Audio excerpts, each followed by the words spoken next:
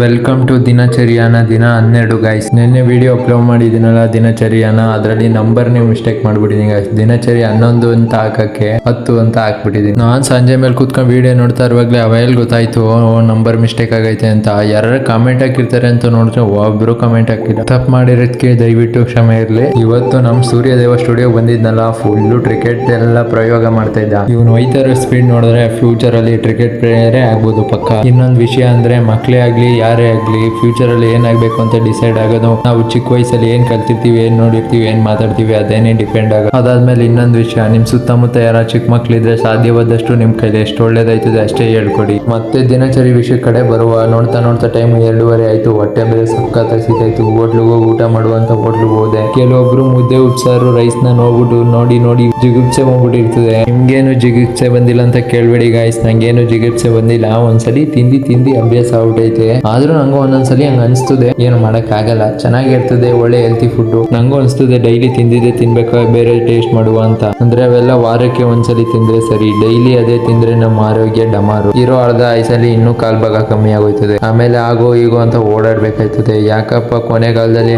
Trips ಹಾಕೊಂಡು ಓಡಾಡೋದು, ಅದೇ ತರ ಯೋಚನೆ ಮಾಡ್ಕೊಂಡು ಟೀ ಅಂಗಡಿ ಕಡೆ ಬಂದೆ. ಟೀ ಅಂಗಡಿಗೂ ಬಂದು ಸುಮಾರು ದಿವಸ ಆಗಿತ್ತಲ್ಲ, ಬ್ಲಾಕ್ ಕಾಫಿನೂ ಕುಡ್ದಿರ್ಲಿಲ್ಲ. ಹಂಗೆ ಒಂದು ಬ್ಲಾಕ್ ಕಾಫಿ ಹೇಳ್ದೆ, ಅದಕ್ಕೆ ಸಕ್ಕರೆ ಹಾಕ್ಸಿರ್ಲಿಲ್ಲ, ಲೈಟೇ ಬೆಲ್ಲ ಹಾಕ್ಸಿದೆ, ಅದಕ್ಕೆ ಮಿಕ್ಸ್ ಮಾಡ್ತಾ ಇದ್ದೆ. ಕಾಫಿ ಕುಡಿಬೇಕಾದ್ರೆ ಅಣ್ಣ ಒಂದು ಮಾತಾಡಿದ್ರು, ನಮ್ ಟೀ ಅಂಗಡಿಗೆ ಬರೋರೆಲ್ಲ ಸುಮಾರು ಜನ ನಿಂಗೆ ಗುರ್ತಿಡಿತಾರೆ ಕಣೋ, ವಿಡಿಯೋಸ್ ನೆಲ್ಲ ಚೆನ್ನಾಗಿ ಮಾಡ್ತಾನೆ ಆ ತರ ಹೇಳ್ತಾ ಇದ್ರು. ನಂಗಂತೂ ಫುಲ್ಲು ಖುಷಿ ಆಗೋಯ್ತು. ಒಬ್ಬ ಕ್ರಿಯೇಟರ್ಗೆ ಅವ್ನ ಬಗ್ಗೆ ಹೇಳಿದಾಗ ಒಂದ್ ಸ್ವಲ್ಪ ಖುಷಿ ಆಯ್ತದೆ. ನಂಗಂತೂ ಫುಲ್ಲು ಖುಷಿ ಆಗೋಯ್ತು. ಇವತ್ತು ಬೇರೆ 2-3 ಜನ ಸಿಕ್ ಬೇರೆ ಮಾತಾಡ್ಸ್ಬಿಟ್ರು. ಈ ತರ ಸಣ್ಣ ಪುಟ್ಟ ಸಂತೋಷದಲ್ಲೇ ಕಾಲ ಕಳಿಬೇಕು ಗೈಸ್. ಒಬ್ಬ ಕ್ರಿಯೇಟರ್ಗೆ ಗುರ್ತು ಪರಿಚಯ ಇಲ್ಲದವ್ರು ಬಂದು ಮಾತಾಡ್ಸಿದ್ರೆ ಎಷ್ಟು ಖುಷಿ ಆಯ್ತದೆ ಗೊತ್ತಾ, ಅದೊಂಥರ ಖುಷಿ. ಆ ತರ ಖುಷಿನ ನೀವು ಒಂದ್ಸಲಿ ಎಕ್ಸ್ಪೀರಿಯನ್ಸ್ ಮಾಡಿ, ಅವಾಗ ನಿಮ್ಗೆ ಗೊತ್ತಾಯ್ತದೆ ಎಷ್ಟು ಖುಷಿಯಾಗಿರ್ತದೆ ಅಂತ. ತುಂಬಾ ಖುಷಿಯಾಗಿ ವಿಷಯದ ಕಡೆನೆ ಮಾಡ್ಕೊಬಿಟ್ಟೆ. ನಮ್ಮ ಅಕ್ಕ ಫೋನ್ ಮಾಡಿದ್ರು, ಅನಾನಸ್ ಮಸಾಲೆ ತಗೊಂಬ ಅಂತ. ಎಲ್ಲಿ ಅಂತ ಜಾಗ ಗೊತ್ತಿರ್ಲಿಲ್ಲ, ಸ್ಟೇಡಿಯಂ ಆಪೋಸಿಟ್ ಪಕ್ಕದಲ್ಲಿ ಹಾಕ್ತಾರೆ, ಹೋಗಿ ತಗೊಂಬಂದ್ರು.